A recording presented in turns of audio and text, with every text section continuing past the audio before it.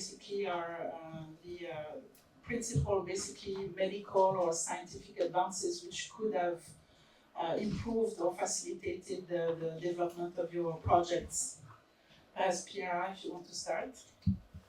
Yes, we were discussing outside about this, that the bioproduction for us is a big bottleneck at the moment, and I think that having more functional bioreactors and also a combination of vectors and capsid that are more efficient in terms of yield of production could really move the gene therapy forward, especially for adult patients that need higher titers and vector doses. So this is, I think it could really help to have improvement in the manufacturing of the virus. Yeah, I think for the cell therapy and for the tissue engineering, because it might not be the same if you are injecting the cells as suspension, so the hormones might not be the same. I think cryopreservation is a big thing. If we are able to cryopreserve little tissues, that we could prepare big batches and decrease the quality control. And actually the main problem is the quality controls, because you have to perform a lot of quality controls and they are almost all destructive ones. So maybe now that we have artificial intelligence that could maybe help to follow the process by imaging the cells, imaging the patch, we're working on that. Might decrease actually the number of destructive QC. So we need to have innovative, I would say, quality control that could be allowed by the regulation. But the agencies are moving to it. We know that in the United States, for example, some AI was used to qualify some product for cell therapy. So it's moving to that. Yeah. For what concerns hospital experience, I think that we have two main problems. For the bioproduction, it's really, really hard to maintain the rooms in an efficient way, because the costs are really high. We are submitted to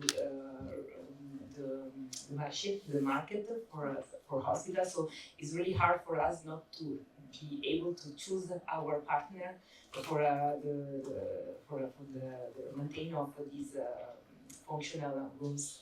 And the other problem is also the quality control, also for us, because we need to have new teams that are able to take in charge of this quality control. We can do a lot of things by ourselves. We are in phase 1-2, so we don't have to be really excellent in every point of the quality control, but we needed to have, for example, for integration sites, for the follow-up of the patient, we need to have more efficient collaboration with maybe academic or industrial teams. It's okay. Well, yes, thank you. You have raised many different points, bioproduction and also the controls and perhaps the miniaturization. Are there any comments from the audience, perhaps on this point, on the medical technical limitations that you have perhaps felt during this presentation? And the goal, of course, is to have this joint meeting today about biotherapies, bioproduction, synthetic biology, and perhaps there are novel ideas that might emerge from the audience. I think you have raised in particular all these points about miniaturization and high throughput analysis. We have not discussed perhaps the issue of monitoring the patients, which is also somewhat of a big issue because it's hard to really tailor. You're discussing the immunosuppression in the patient. It seems at this moment it's rather empirical. You don't know exactly when to start, how much to give and when to stop. And I think that could be something also that AI or maybe some sort of a very sophisticated online testing could be addressing. So are there any suggestions or comments on these points from the audience? If I may, add something? I'm completely agree with you because I think that there is a lack in the communication after treatment. We treat patients, we have the drug production, the gene therapy, and then we will see. While it's very important to share our knowledge on the follow-up of the patients because we have some adverse events that are not expected, and we have to be aware about them, and it's important also to understand what we can improve. For instance, the empirical treatment for immunosuppression, and this is a point to ameliorate because for each studies we have a different kind of treatment.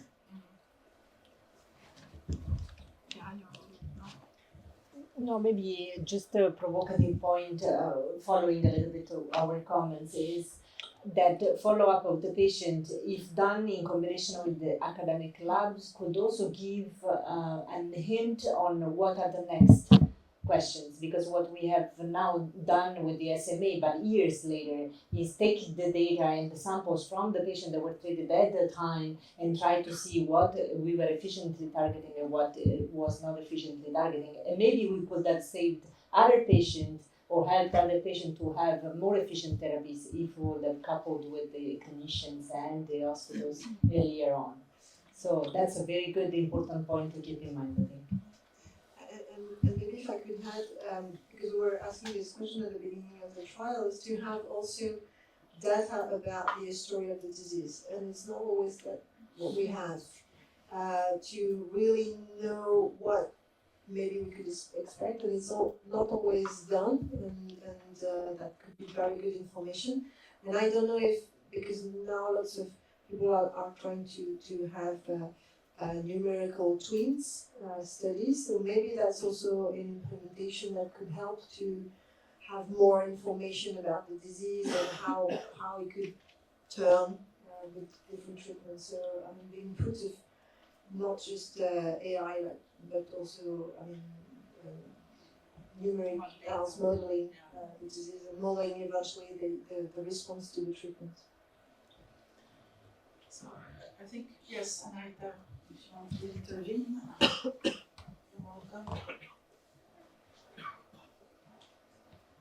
Sorry, it was again about the bioproduction because I think many of us are involved in all these the consortia funded by French Genomics, but I don't know if in some of these consortia there is the idea of doing a production center in France, like they have it in the US. So in the US they are focusing on AAV, and the NIH is funding the study of ameliorating the production of AAV. Unfortunately, not of the lenti, because I'm not a lenti person, but I don't know if in France there is such an initiative, because the cost of the vector in the clinical trial that Elisa Magrin are conducting is like huge. So you're referring to the Bespoke initiative. So the US is much more advanced than us for several reasons. They have several academic GMP facilities that make vectors for academic trials. And then they initiated also with the NIH and a consortium of pharma, this Bespoke initiative. And in fact, Francis Collins presented that, and I in fact asked him immediately why he was not doing this for lenti, because it's also my field. And he says, too expensive, we move to LNPs and to the Drew Weissman LNP, CRISPR. And I think in my opinion, it's a short-sighted response because it's fuite en avant, as we can say in French, where you think that technological innovation is going to solve the problem for everything. But simple gene addition is still very useful for many projects, many types of immunotherapies where you still have a lot of innovation to have. And gene editing, base editing, all of that, of course, has its place in the therapeutic arsenal because you can do things that you cannot do by gene addition. And the LNPs, of course, are promising to replace viral vectors, but it's still not there. And so I think it's something that's missing. And so with my accelerator, we're thinking very seriously about doing that. You do have CDMOs that provide this service, but it's true that it's quite expensive. But if we, in fact, move this question of bioproduction, so for the lenti, there's some innovation. I think there's some innovation, especially for the in vivo approach, that still needs to be made. For the AV, I think there's a huge need for innovation. I think perhaps Giuseppe can comment on how much the improvement of the AAV capsid, for instance, can reduce the need for and increase the specificity of the targeting, reduce the need for the dose, and maybe reduce the immune response. Well, actually, I'm going to be a little bit provocative also with a comment on what was emerging from the presentation, because I think, okay, it's clear innovation could be helpful in reducing increasing the safety and the confidence of the investors on the gene transfer tool. That's clear. But on the other side, for me, in AAV gene therapy, but also in all the other ATMPs field, what is really missing is a deeper, detailed discussion with the regulators for what is about all the quality control and the investment that are needed to get to the clinic and then to the market, because this is not going to help anyone. I mean, we can develop all the technologies that we want, and we are doing that. We can do that. And at the same time, if market authorization costs 20 million just for a product for a rare disease, I'm talking, of course, about rare disease field, you will never get it. I mean, you will never get to the market authorization.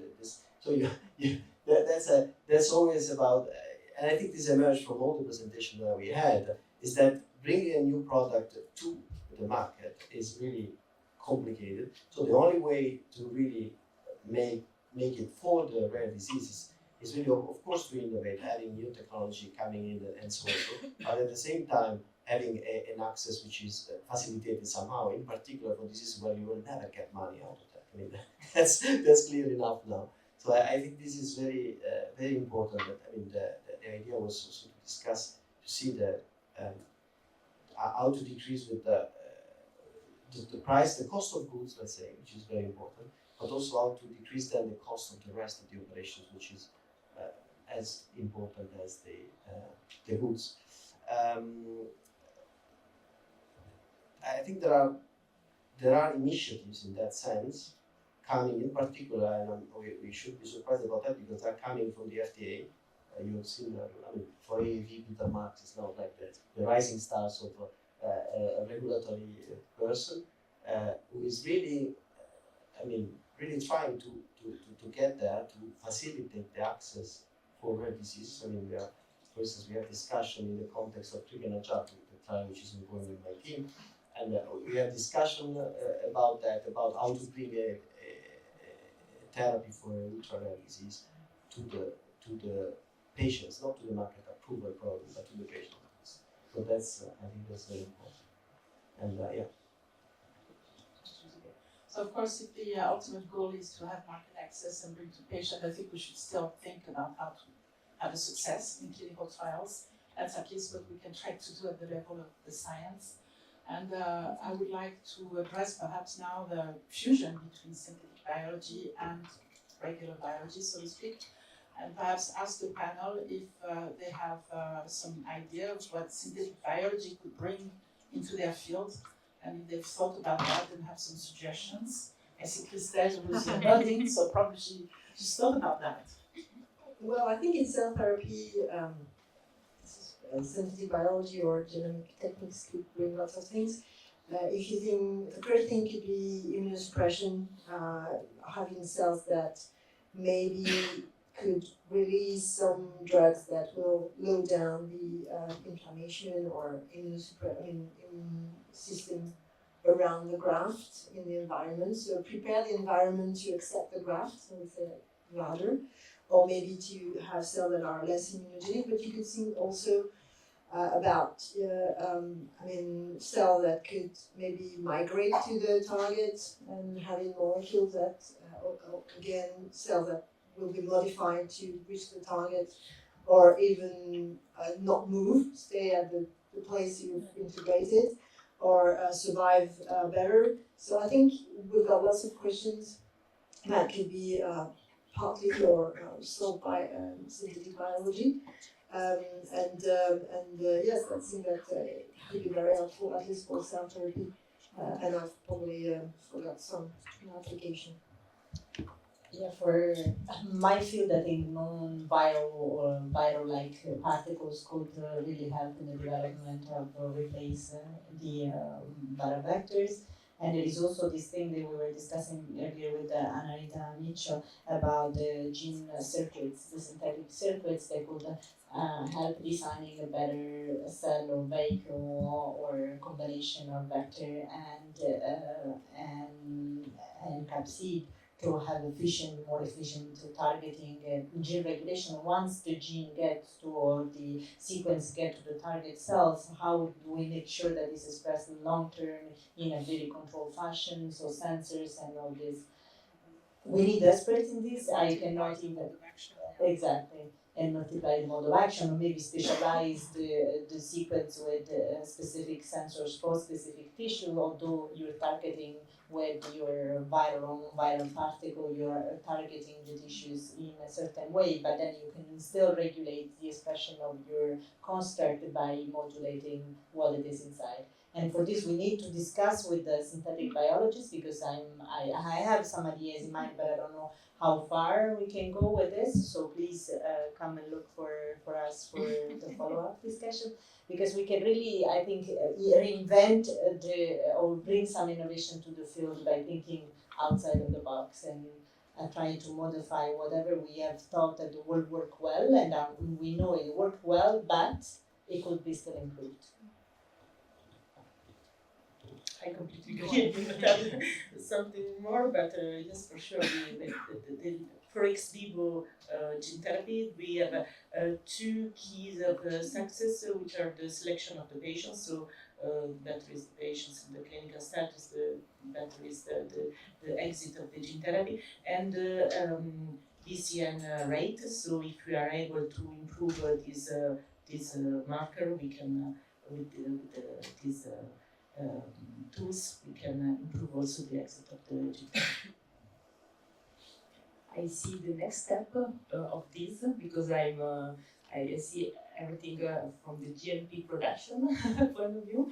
So I think that it's really important to involve at the beginning the teams that does the team that does after the production to be realistic after in what the technology that we want to develop. Giuseppe, anybody in the room want to comment on this point? Christelle has a lot of ideas. Sorry, because we were discussing about quality control, and maybe we could, and I don't know how to do that, but maybe we could think about it as sort of a smart cell that will destroy itself. Sentinel. Exactly, sentinel cells that could, if it's not the right product, will, I don't know, destroy itself, or could sense if the product will be a good product or not good product. So I think we've got, again, a lot of things, but Michaela, I don't know how to do it, and we need to discuss with the right people. Yes, of course. Okay, so synthetic biology is apart from it's inspired from microelectronics, and the microelectronics is a lot of QC control, and they standardize the QC control in such way that they don't need to do it even because they obtain the best way to produce it and to optimize the production price. That's something that we need to take into account and to see if it's possible also not to have a QC control, but to have the controlability of your productions in such a way that you minimize the QC control. That's something also is very important, is to standardize it and to share this kind of protocol. I think you raise a very important point, is that most of the synthetic biology field is based on microorganisms, where they can multiply the cells, and look at the circuit and have some selection of the best systems.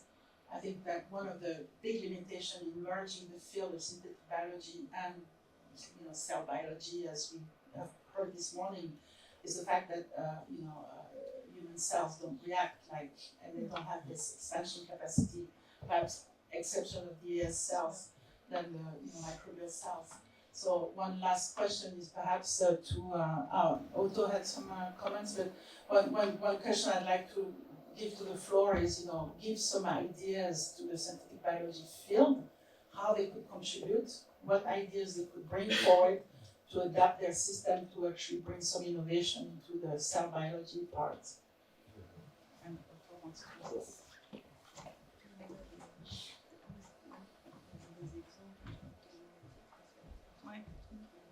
Thank you. So some comments for quality control.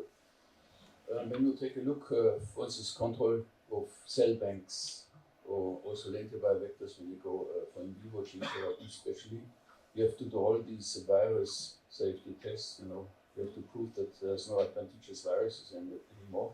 Classical, this is done with in vitro and in vivo methods. And today you see, for instance, coming from the FDA and other regulators, the possibility to use NGS.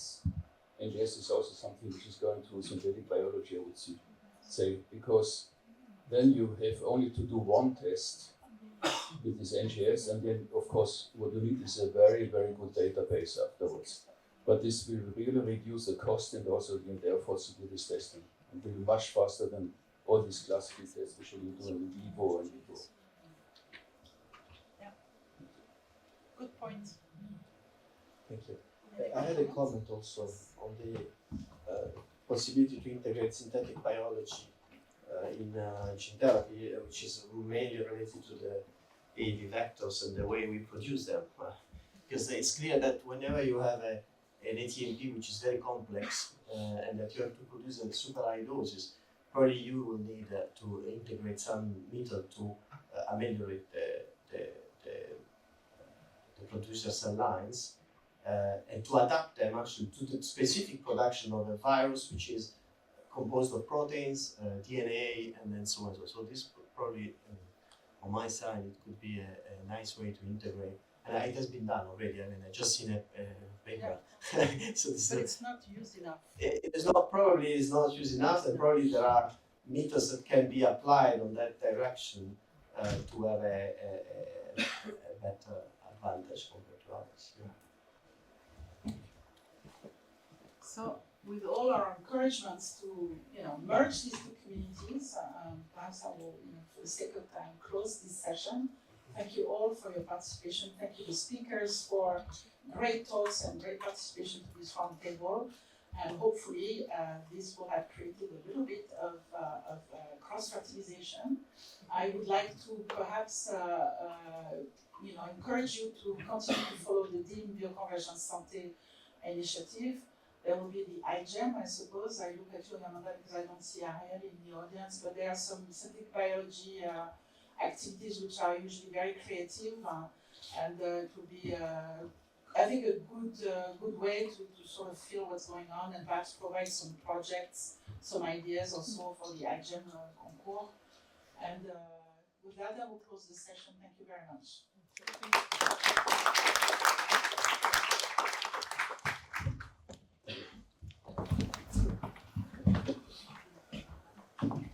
Quelqu'un a laissé ici, c'est toi?